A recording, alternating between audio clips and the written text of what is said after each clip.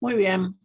Quiere decir entonces que se entiende que las proteínas no tienen una sola enzima que actúa, sino que hay una sola en el estómago, que es la pepsina, y varias en el intestino. Atención, recuerden que el pH del estómago es muy cercano a 2, y por lo tanto es netamente ácido, y en el intestino es alrededor de 8, por lo tanto las enzimas que actúan en el estómago no pueden actuar en el intestino porque ya con el cambio de pH dejan de actuar.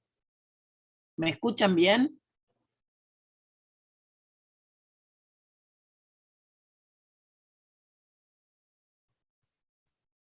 Yo nunca sé si se escucha bien. Bueno, se escucha bien, me alegro.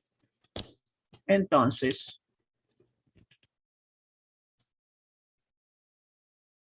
las del intestino, por supuesto, no pueden actuar en pH ácido y actúan solamente en pH neutro o básico.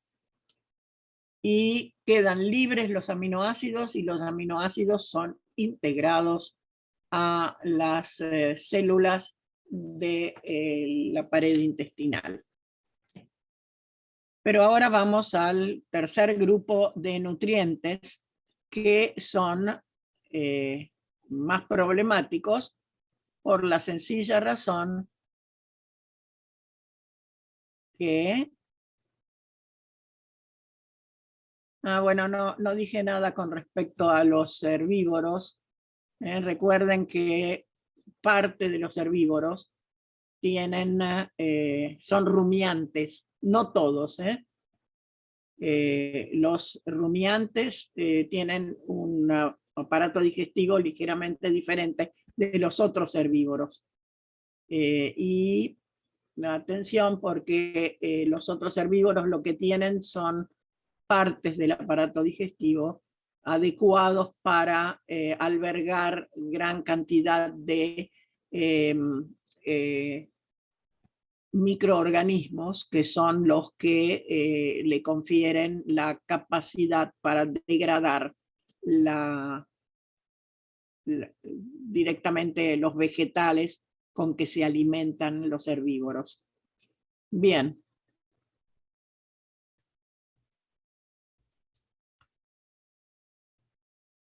Vamos a aclarar que muchas de las enzimas que acabamos de mencionar, que son las proteasas y las peptidasas, no se encuentran en forma activa normalmente, sino que se encuentran en forma inactiva. Lo hemos dicho cuando hablamos de enzimas, ¿no? Se encuentran en forma de zimógenos, porque si estuvieran activos todo el tiempo, se estarían comiendo los propios tejidos del aparato digestivo. Por lo tanto, están normalmente en forma de zimógenos.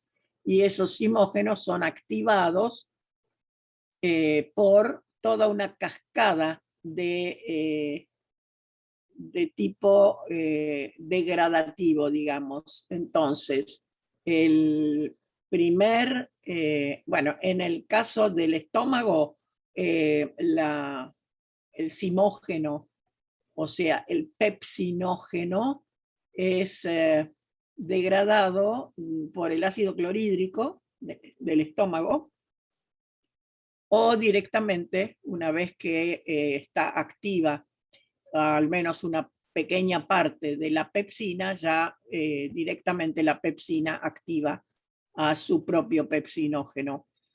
En el caso de las enzimas del intestino, el tripsinógeno es activado por una enzima que se denomina enteroquinasa.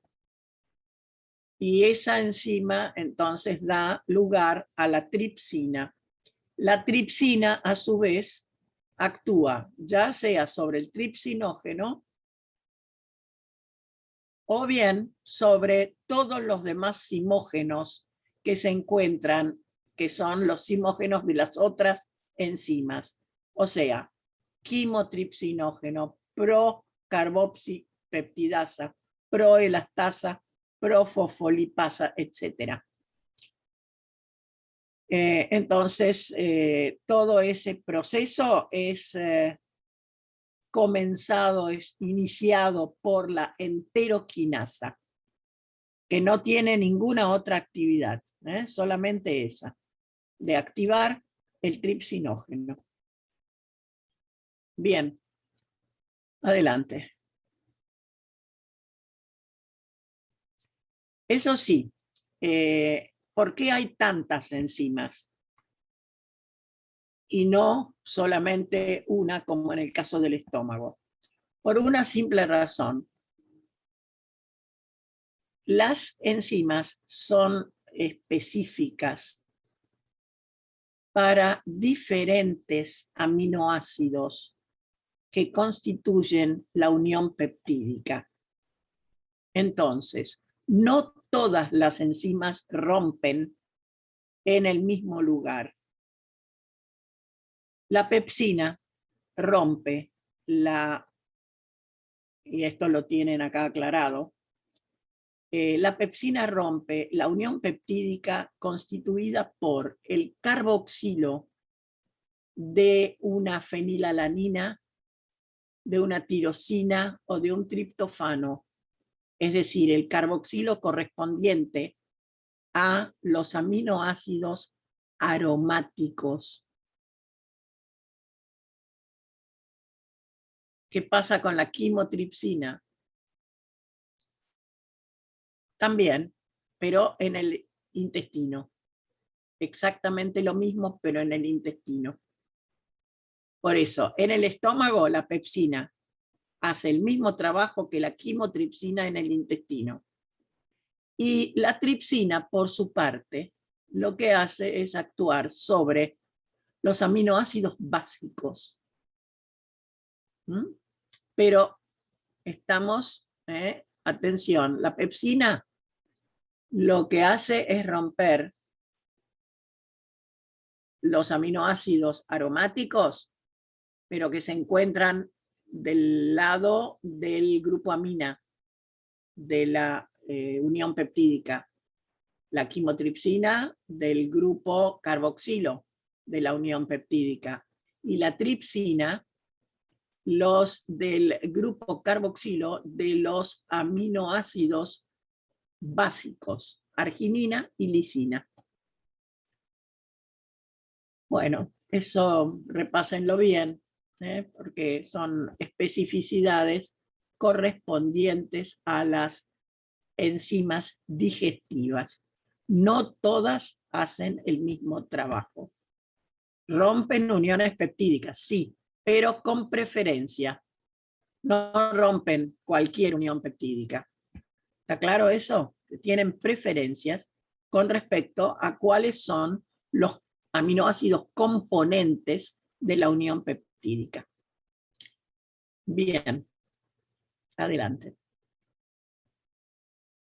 Vamos a la digestión de los lípidos entonces. Vamos otra vez al cuadrito.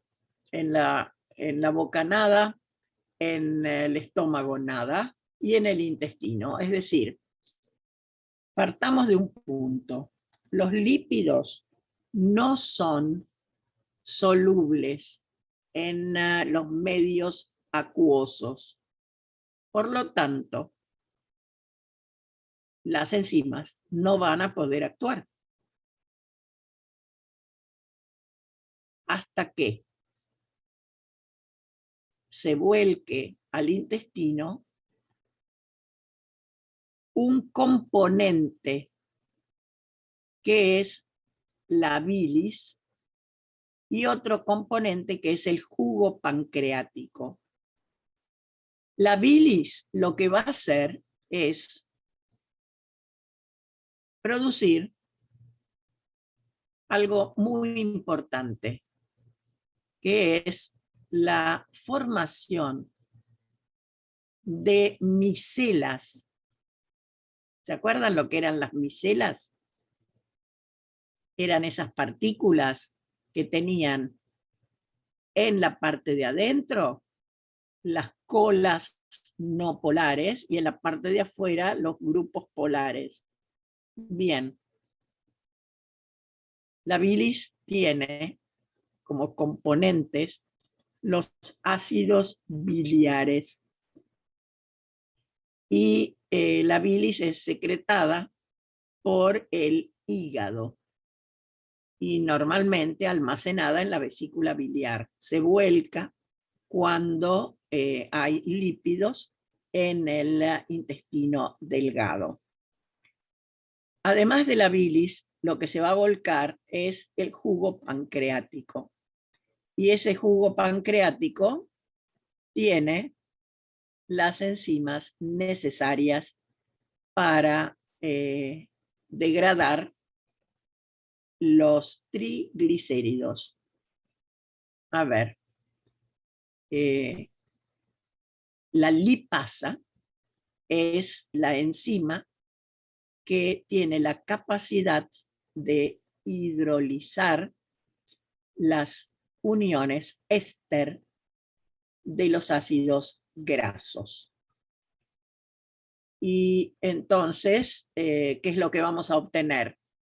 Fíjense que ahí en el cuadrito se ve bien que, cuál es el efecto de la enzima lipasa pancreática. ¿Ven que están los ácidos grasos?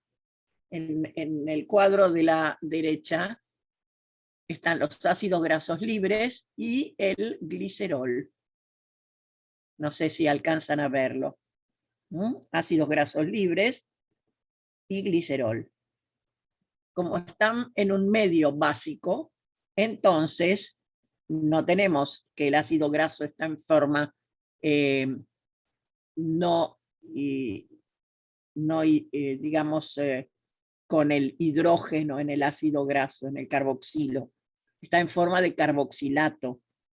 O sea, el medio básico nos da la posibilidad de que esté separado, por supuesto, de cualquier catión que pueda estar presente. Entonces, en el jugo pancreático encontramos la lipasa pancreática, que va a dar lugar al ataque, y ahora lo vamos a ver. Adelante. Cómo se produce el ataque.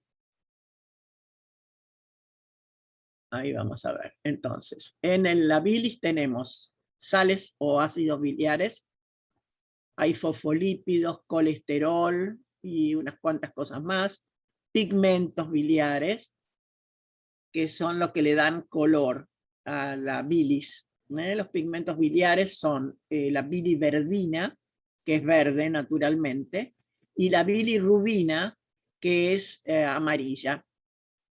Y que es la que cuando hay un problema a nivel del hígado y se vuelca ese pigmento a la circulación, las personas se ponen amarillas. Particularmente se ve en la cara, y por supuesto en el blanco del ojo se ve ese color amarillo, que eso es la ictericia. Bien, entonces, ¿qué se requiere para que las enzimas puedan actuar sobre los triglicéridos? Que estén emulsionados. Y si vemos un poco más abajo, está el esquema de las... ahí estamos. Entonces, los lípidos emulsionados sobre las micelas biliares, sobre esas micelas biliares. Recuerden lo que eran las micelas. Dentro de las micelas tenemos todo lo que no es soluble, y en los límites de la micela tenemos la posibilidad de que actúe la lipasa pancreática. Por supuesto que esas gotas que vemos ahí, gotas de lípidos, contienen triglicéridos y ésteres del colesterol, por ejemplo. Y se van a separar entonces todos los componentes de los ácidos grasos y van a quedar el colesterol libre, los pigmentos biliares, las vitaminas liposolubles, algunos monoglicéridos y ácidos grasos libres. Diglicéridos ya no, y triglicéridos menos, pero algunos monoglicéridos sí. Adelante.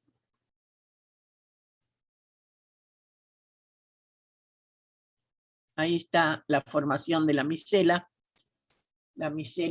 mixta, porque por supuesto las micelas individuales están en la bilis, pero cuando se unen con lo que tenemos en el intestino, en la luz intestinal, entonces se van a formar las micelas mixtas. Y ahí tenemos el dibujito de las micelas mixtas con los ácidos grasos. Desapareció la figura, me parece. Ahí tendríamos que tener una figura. Bueno. Esas micelas mixtas contienen entonces ácidos grasos, diglicéridos, monoglicéridos. Acá están, a ver. Adelante. No, pero eso ya es adentro del... Esto ya está dentro de las células del borde en cepillo. Bueno, de todas maneras, lo importante es que se puedan atacar los triglicéridos. Esto ya es dentro de la célula, así que kilomicrones viene después.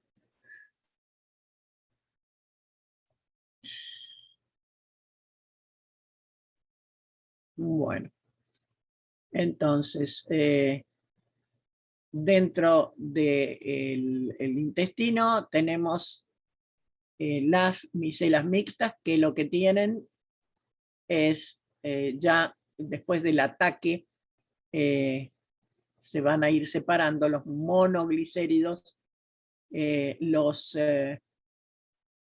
colesterol libre y los ácidos grasos libres. Por supuesto, el glicerol también va a pasar a través, y una vez que está adentro de las células, porque todo eso va a pasar a las células del borde en cepillo, y ahí se van a volver a esterificar, y eso es lo que vemos después.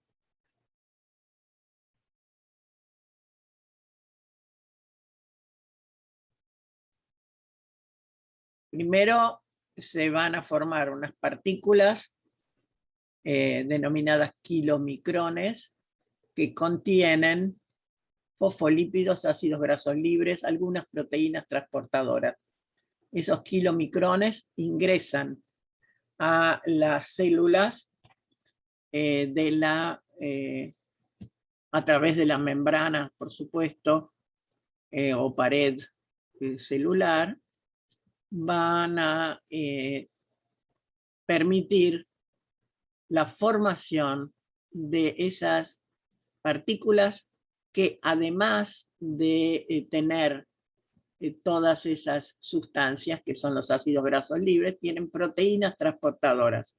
Esas proteínas transportadoras son muy útiles porque son las que permiten hacer circular por la vía linfática o por la vía sanguínea sustancias que no son solubles normalmente en los medios acuosos. Atención, porque el hígado tiene mucha importancia en todo esto, por la sencilla razón que es el que forma las sustancias que permiten emulsificar las grasas o emulsionar las grasas. A continuación tenemos todas las,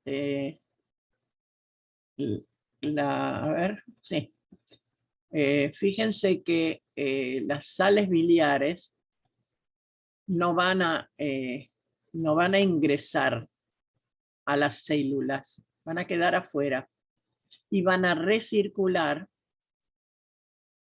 van a seguir a lo largo del intestino, ya formando micelas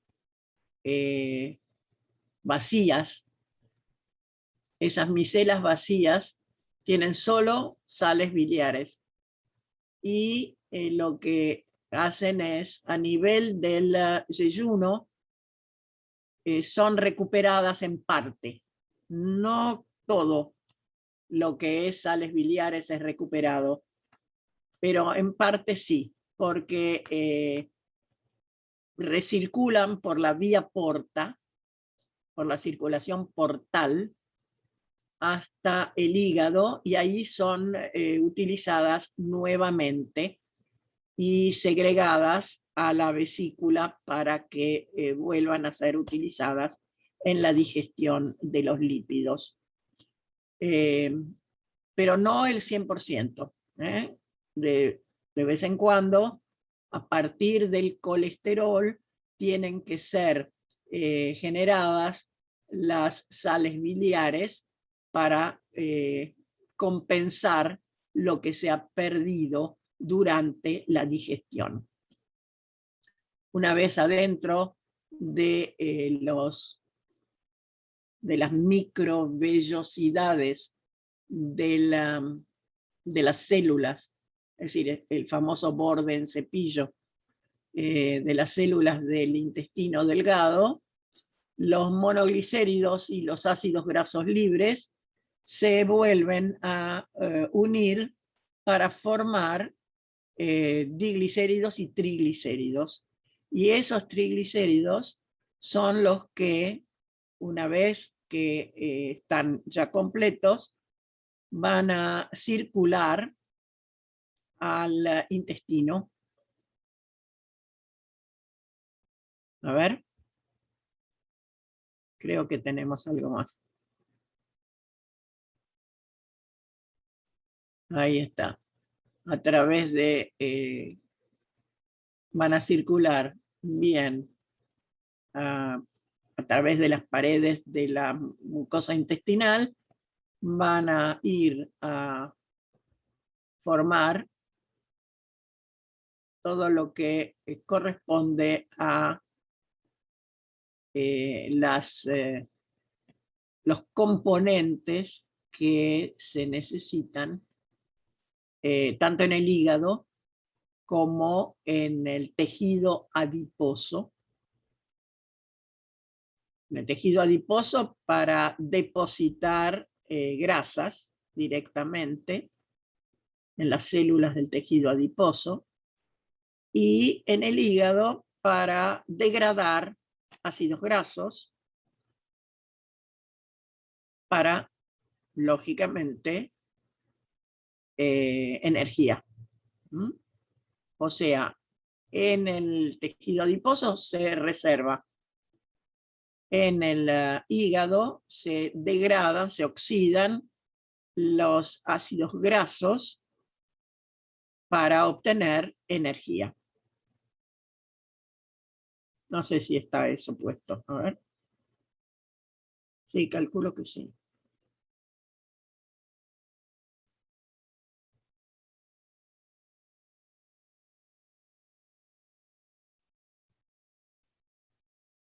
Bueno, ahí tienen todo el esquema de la digestión y asimilación de los lípidos.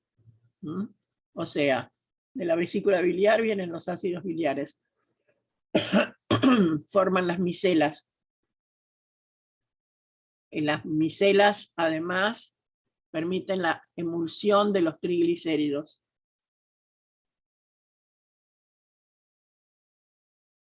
Permiten la emulsión de los triglicéridos y en esas emulsiones y en esas micelas atacan las lipasas pancreáticas.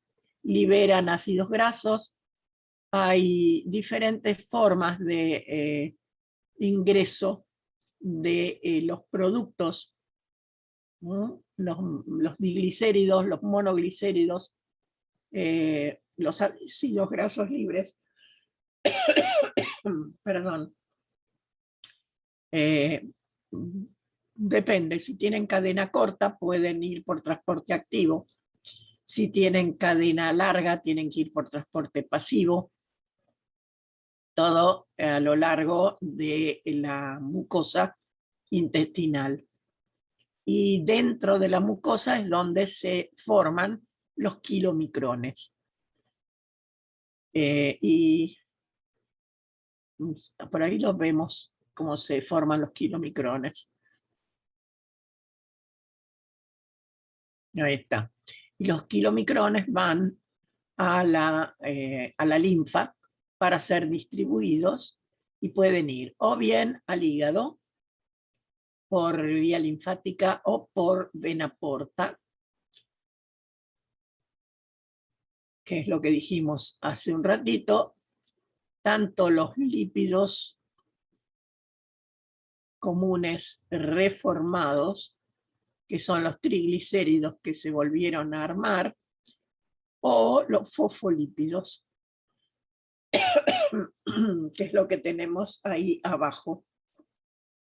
Y en el hígado pueden ser utilizados para energía, particularmente los ácidos grasos.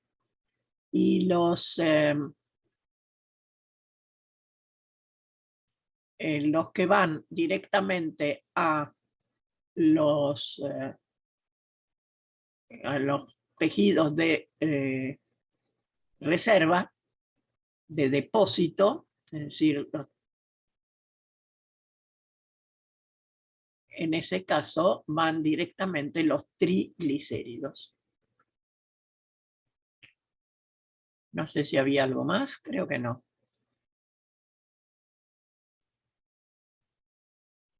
Bueno, esto es cómo actúan las lipasas, que separan ácidos grasos, diglicéridos y dejan monoglicéridos y ácidos grasos libres. O sea que los que circulan son monoglicéridos y ácidos grasos libres. Se combinan con las sales, se asocian, mejor dicho, con las sales biliares para formar las micelas y sobre las micelas son atacados por las lipasas. Y ahí tenemos las lipasas como atacan.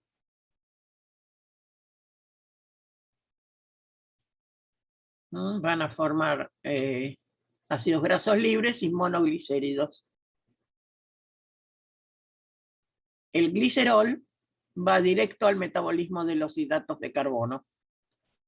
Y los que son fosfolípidos tienen también una serie de enzimas que produce la degradación de los fosfolípidos. Son las fosfolipasas, que atacan en diferente posición del fosfolípido. Recuerden cómo eran los fosfolípidos. El glicerol tenía 2 ácidos grasos y un fosfato en el tercer oxidilo del glicerol. Así que ahí tenemos la posición donde ataca cada una de las enzimas de las fosfolipasas. Adelante.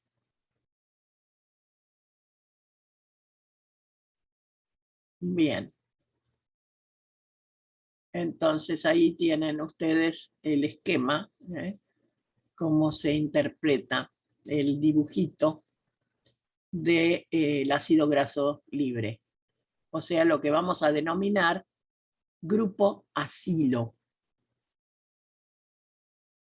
Vamos a trabajar después en metabolismo con los grupos acilo. Muy bien. Con esto concluimos la digestión. Pueden perfectamente responder al cuestionario de digestión. ¿Tienen alguna pregunta?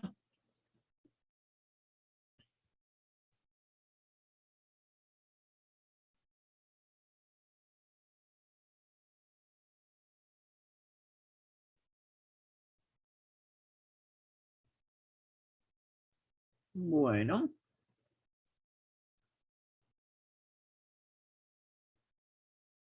Muy bien.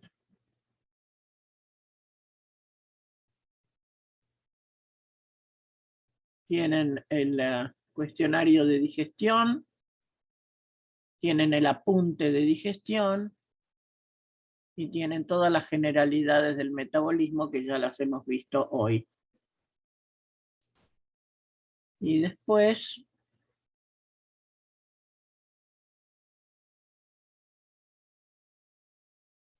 creo que teníamos todo. Sí, bioenergética ya lo vimos. Y no, me parece que no quedaba nada más. De todas maneras, tienen todo el material subido a la plataforma. Escucho todas las preguntas que puedan surgir. Adelante.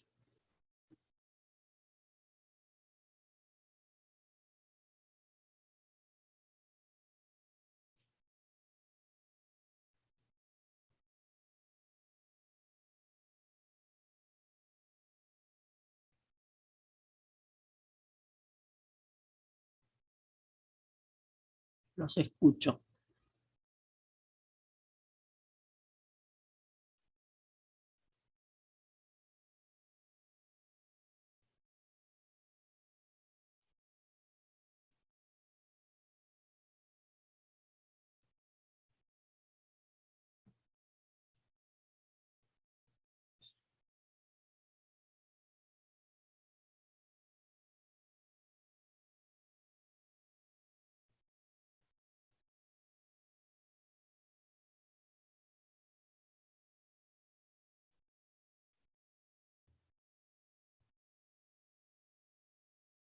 Bueno. Gastón, no sé si tenés alguna sugerencia. No, Ana, nada por ahora. Bueno, entonces lo vamos a dejar. Vamos a dejar ahí y eso sí, por favor.